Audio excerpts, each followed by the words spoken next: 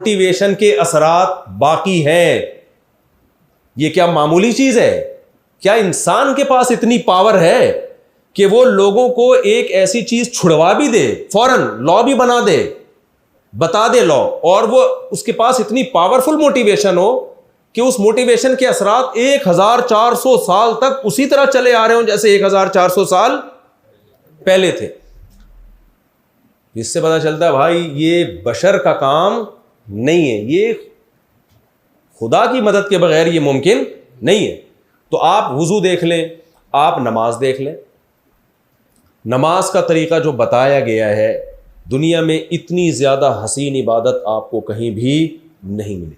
ज़कात का निज़ाम बताया गया, करोड़ों अरबों रुपए आप सिर्फ ज़कात की अगर कैलकुलेशन की जाए, जो लोग रमज़ानों में या साल भर अदा करते हैं, सारी दुनिया के ट्रस्ट और चैरिटी एक तरफ रखो आप, और सिर्फ जो मुसलमानों के यहाँ ज़कातें निकलती हैं उसकी तो कोई कैलकुलेशन का सिस्टम नहीं है।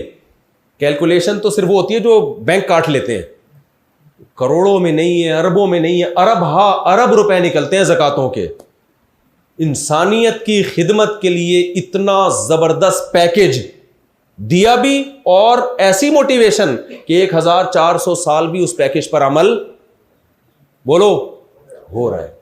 और कमाल की बात यह कि किसी को यह वहम हो सकता था, मैं अगर मिसाल के तौर पर चंदे पे बयान कर रहा हूं, आपको बहुत तरगीब दे रहा हूं, यार ज़कातें ज़रूर दिया करो, अस्करी वालों तुम इतने अच्छे इलाके में रहते हो, तुम सदके निकाला करो, तो ताकि लोग मुझे समझें यार देखो मुफ्ती साहब इंसानियत के कितने खैर ख्वाह हैं, कि यार देखो आके गरीबों का कितना ख्याल करने कि ज़कातें निकाला करो, ज़कातें निकाला करो, यही होगा ना।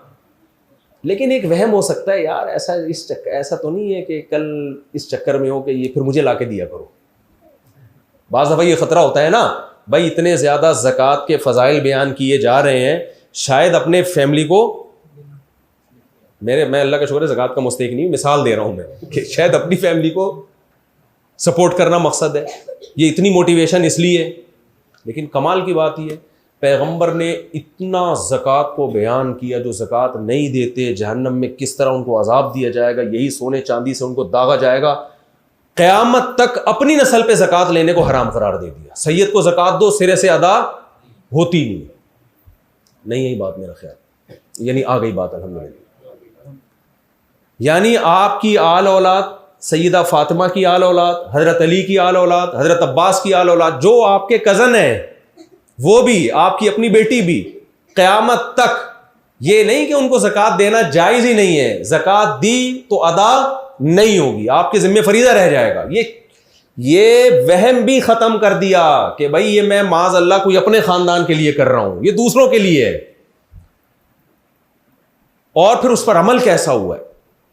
आप मुसलमानों के त्यौहार देख लो, दुनिया में हर मज़हब वालों के अपने कुछ त्यौहार हुआ करते हैं। हिंदुओं की होली होती है, ईसाई क्रिसमस पे जो कुछ करते हैं उनकी एक ईद होती है। मुसलमानों के पास 2 ईदें हैं।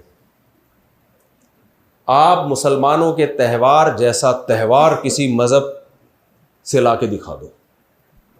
पहली बात, त्यौहार का वक्त सुबह रखा गया है, रात नहीं, क्योंकि रात में जब आप खुशियां मनाते हो तो शराब कबाब की तरफ आपका दिल ज़्यादा माइल होता है। हमारी ईद उल फितर, ईद उल अज़हा रखी गई सुबह के वक्त में।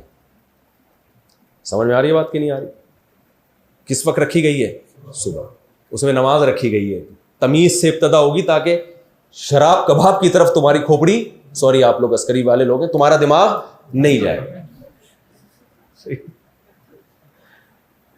तो इस तरफ जाएगा ही नहीं। ये मजहबी त्यौहार समझ के ही इसको मनाओगे, तुम गलत चीज़ों की तरफ नहीं जाओगे। सुबह के वक्त रखे गए हैं त्यौहार।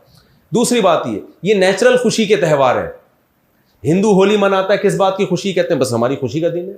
भाई खुशी का कोई सबब हो तो खुशी होती है। मैं फात भाई से कहता हूं, फात भाई खुश हो जाओ, फात भाई थोड़ा सा मुस्कुराएगा, यूं करेगा, ये कोई नेचुरल खुशी होगी?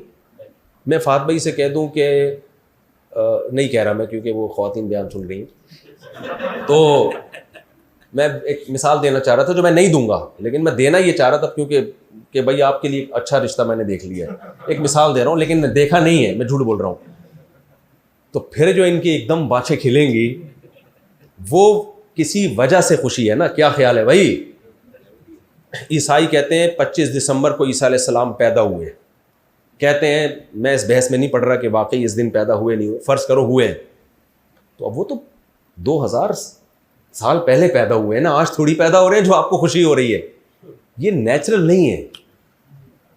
लेकिन मुसलमानों को जो त्यौहार दिए गए हैं उसमें दो खुशियां होती हैं, जिस्मानी भी और रूहानी भी। एक महीना रोज़े रखवाए जाते हैं, फिर एक महीने के बाद जब आप खाने पीने से इज्तिनाब करते हैं, ना उसमें पान खाया, ना गुटखा खाया, ना निस्वार, ना अस्तगफिरुल्लाह चर्च पे आ रहा था मैं, तो अब क्योंकि जो सोसाइटी में हो रहा है मैं तो वही बताऊंगा ना, तो एक महीने बाद जब आपको छुट्टी मिली, खुद ब खुद खुशी होती है कि नहीं होती इंसान? यार कल से हम नॉर्मल रूटीन के मुताबिक खाना खाना शुरू करें, सुबह 8 बजे नाश्ता करेंगे, चाय पियेंगे, ऑफिस में जाएंगे, चाय पियेंगे, जो भी हमारी, क्योंकि सारा दिन भूखा प्यासा रहना बहरहाल इंसान को डिस्टर्ब करता है।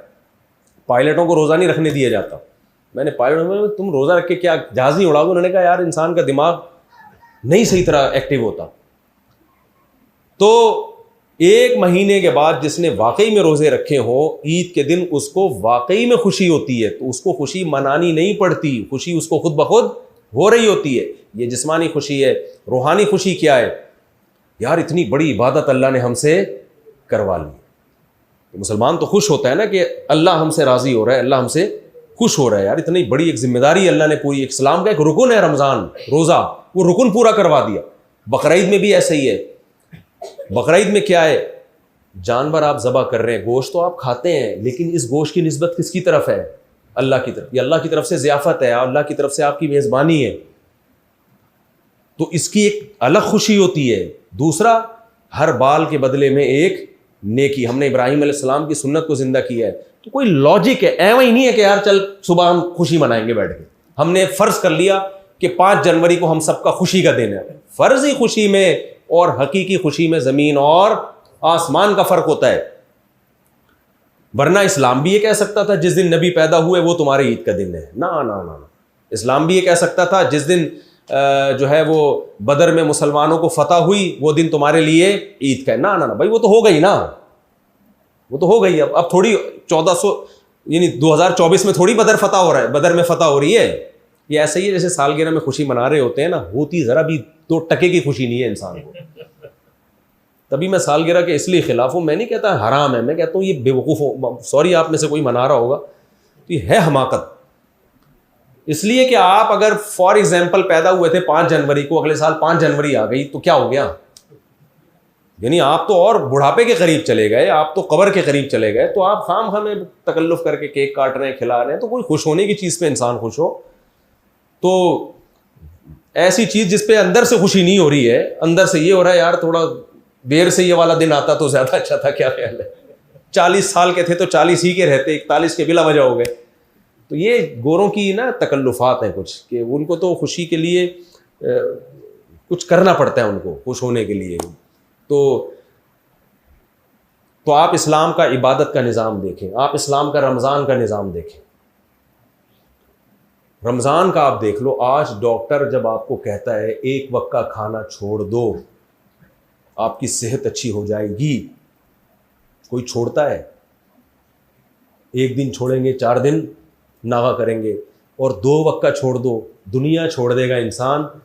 शुगर का पेशेंट भी होगा ना, उसको वेट कम करना है, फिर भी वो नहीं कर।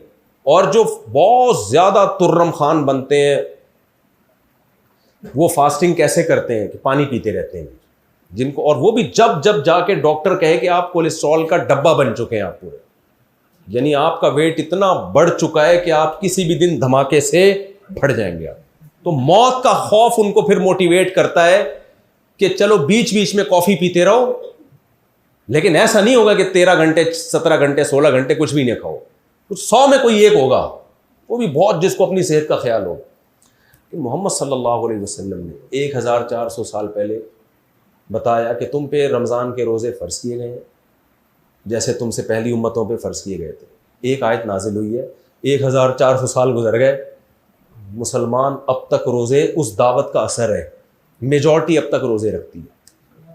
चाहे वो नॉर्वे में हो 22 घंटे के रोज़े हो, चाहे वो सऊदीया में हो, दुबई में हो।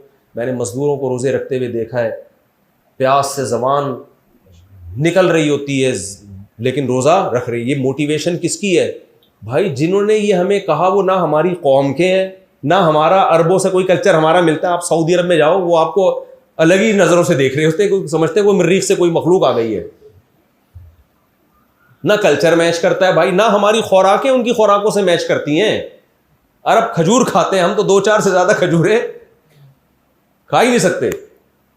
इसके बावजूद 1400 साल पहले एक ऐलान हुआ था और आज मेजॉरिटी पूरी दुनिया में रोजे रख रही है। ये मोटिवेशन किसी बशर की बोलो नहीं हो सकती, ये नहीं हो सकती। इतना पावरफुल निज़ाम, विरासत का निज़ाम देख लो भाई। गोरे आज बौखला रहे, हर मुल्क का अलग कानून है कि कोई मरेगा तो उसकी विरासत का क्या होगा, हर मुल्क का अलग। और ऐसे ऐसे बेवकूफ़ों वाले कानून बनाए हुए हैं, कुत्तों तक को विरासत देने के कवानीन है, कुत्ते को दे के चले जाओ। इस्लाम ने इतना बेहतरीन निज़ाम बनाया विरासत का, 1400 साल से कामयाबी के साथ वो निज़ाम चला आ रहा है। अव्वल नज़र में रखता है कि इसमें जुल्म है। अक्सर एक मशहूर एतराज़ किया जाता है कि बेटी को आधी दी, बेटे को दुगनी दी। तो भाई आप बेटे को 2 लाख दिए फॉर एग्जाम्पल, या 2 करोड़ दिए, बेटी को 1 करोड़, लेकिन जिम्मेदारियां सारी नान नफ़े की किस पे डाल दी हैं? निकाह होगा, महर कौन देगा? बेटा। बेटी तो जहां निकाह होगा लेगी महर, जहेज़ का इस्लाम में वैसे ही कोई कॉन्सेप्ट नहीं है। सारी ज़िंदगी का नान नफ़का किसके ज़िम्मे होगा? तो एक साहब को मैंने इस तरह, मैंने कहा 2 करोड़ दिए, खर्चा 4 करोड़ का डाल दिया उसके ऊपर। बेटी को 1 करोड़ दिया, खर्चा 5 रुपए का भी उसके ऊपर। हत्ता के औरत के पास 1 अरब रुपए भी हैं, बच्चा पैदा होता है, उस बच्चे की सारी रिस्पॉन्सिबिलिटी किसके जिम्मे है? बाप के जिम्मे है। वअलल मौलूदी लहू रिज़्क़ुहुन्ना व किस्वतुहुन्ना बिल मारूफ, बाप के जिम्मे डाल दिया सब कुछ। तो बच्चियों को जिंदा दफन किया जाता था, किस कदर बच्चियों को, यानी आज इंसानी हुकूक की तंजीमें बनती है ना, सारे हुकूक एक तंजीम के जिम्मे नहीं होते। जानवरों की अलग बनी हुई है, खवातीन की अलग बनी हुई है, बच्चों के हुकूक की तंजीमें अलग बनी हुई हैं। लॉ बनाने वाले अलग हैं, इंप्लीमेंट करने वाले अलग हैं। तो मोटिवेशन, जो मोटिवेट करने वाले हैं वो अलग हैं। लेकिन मोहम्मद सल्लल्लाहु अलैहि वसल्लम लॉ बना भी रहे हैं, खवातीन के हुकूक पर भी बात कर रहे हैं, बच्चों के हुकूक पर भी बात कर रहे हैं, बेटियों के हुकूक पर भी बात। और कैसा संगीन जुल्म हो रहा है बेटी पे कि जिंदा दफन किया जा रहा है। उस सोसाइटी में अपनी नवासी को कंधे पे बिठा के आपने नमाज पढ़ाई है पूरी, ताकि अरबों के दिल से बेटियों की नफरत निकले। लॉ बता भी रहे हैं, उस पर लोगों को मोटिवेट करके चला भी रहे हैं, अपना बिहेवियर ऐसा दिखा रहे हैं। आपने यतीम खाने बहुत देखे होंगे, यतीमों के हुकूक पर तकरीरें बहुत सुनी होंगी, लेकिन मोहम्मद सल्लल्लाहु अलैहि वसल्लम ने यतीम के हुकूक को जिस तरह से बयान किया, यह भी एक सोसाइटी का हिस्सा है ना। और फिर बेवा औरत से निकाह करके उनके यतीम बच्चे पाले, और पाले इस कंडीशन में कि खुद आपके घर 40 दिन चूल्हा नहीं जलता, इतनी गुर्बत में, और खर्चा बढ़ा लिया अपना। तो आप कोई एक पहलू हो भाई जिस पे नबी सल्लल्लाहु अलैहि वसल्लम पे कोई उंगली उठाए, सारे ही काम कर रहे हैं। फिर जंग में कमांडर भी हैं, सियासत भी, सुलह हुदैबिया में सुलह कर रहे हैं कि भाई अभी जंग टालना क्या है, अभी जंग टालने में फायदा ज्यादा है। कहां जंग करने में फायदा है वहां जंग की जाएगी, कहां जंग टालने में फायदा है वहां जंग को टाला जाएगा। नबी सल्लल्लाहु अलैहि वसल्लम मक्का में 40 साल गुजारे, जो पूरी दुनिया से कटी हुई दुनिया थी, और मदीना जाते ही खत लिखा जा रहा है फारिस और रूम के बादशाह के नाम। इसका मतलब इतना बड़ा विजन है भाई। आपका अभी मदीना पे पूरा कंट्रोल हुआ नहीं है, और आप लेटर किसको लिख रहे हैं? रूम और फारिस की वो सल्तनतें जो उस जमाने के रशिया और अमेरिका थे। तो ये सारी चीजें मेरे भाई ऐसा ही नहीं है, ये ऐसा ही नहीं है कि अल्लाह क़यामत की दिन में ऐसी छोड़ देगा। तुम इस्लाम को फॉलो करते थे चलो ठीक है, नहीं करते थे चलो फिर भी क्या है ठीक है, ना ना। अल्लाह ने मोहम्मद सल्लल्लाहु अलैहि वसल्लम को जब पैगंबर बनाया और कुरान को अपनी आखिरी किताब बनाया, तो दलाइल से नहीं बल्कि बराहीन कातिआ, अरबी में बुरहान कहते हैं दलील से ऊपर की चीज को। जैसे आपका केस कोर्ट में चल रहा था, आपने कहा भाई फलां ने मेरे 1 करोड़ रुपए खाए हुए हैं, कोर्ट ने कहा क्या दलील है? आपने गफ्फार भाई को ले आया, सत्तार भाई को ले, देखो सब कह रहे हैं इसने मेरे 1 करोड़ खाए हुए, ये है दलील। और बुरहान क्या होगी, आप पूरी वीडियो दिखा दें, ये देखें खा रहे हैं जज साहब, ये क्या कर रहे हैं, खा रहे हैं। इसके बाद जज बोले भाई अब मेरे पास, अब मैं कुछ नहीं कह सकता। तो अल्लाह ने इस्लाम, कुरान और पैगंबर के बरहक होने पर, ये टॉपिक बहुत लंबा है, मैं इस पर बहुत कुछ बोल सकता हूँ, लेकिन अभी वक्त बहुत ज़्यादा हो जाएगा। ये सिर्फ एक रुख पे सोचने का आपको मैं मौका, रुख पे डाल रहा हूँ, कभी इस रुख से भी इस्लाम पे आप स्कॉलर्स को ना देखें, आड़े तिरछी तकरीरें, वो काफिर, वो फलाना, और वो जो आजकल चल रहे हैं मार्केट में, वो कोई नाच रहा है, कोई कव्वालियाँ कर रहा है, कोई करंट वाले बाबा, आज किसी ने मुझसे पूछा कि करंट वाले बाबा आए हुए हैं मार्केट में, तो वो करंट लगाते हैं, तो करामतों के झूठे किस्से, वो गौसे पाक वहाँ पहुँचे थे चांद पे, और अमेरिका आज पहुँच रहे, गौसे पाक पहले पहुँच चुके थे। तो ये तो हम लोगों की वो मसाइल है ना, सही है ना, मजहबी लोगों के मसाइल हैं। मैं बात कर रहा हूँ किसकी भाई, इस्लाम की, कुरान की, पैगंबर सल्लल्लाहु अलैहि वसल्लम की। आप जब उनकी तालीमात देखेंगे, सुनेंगे, आपको खुदा की कसम इंसानियत का खैर ख्वाह मोहम्मद सल्लल्लाहु अलैहि वसल्लम और कुरान से ज़्यादा कोई नज़र नहीं आए।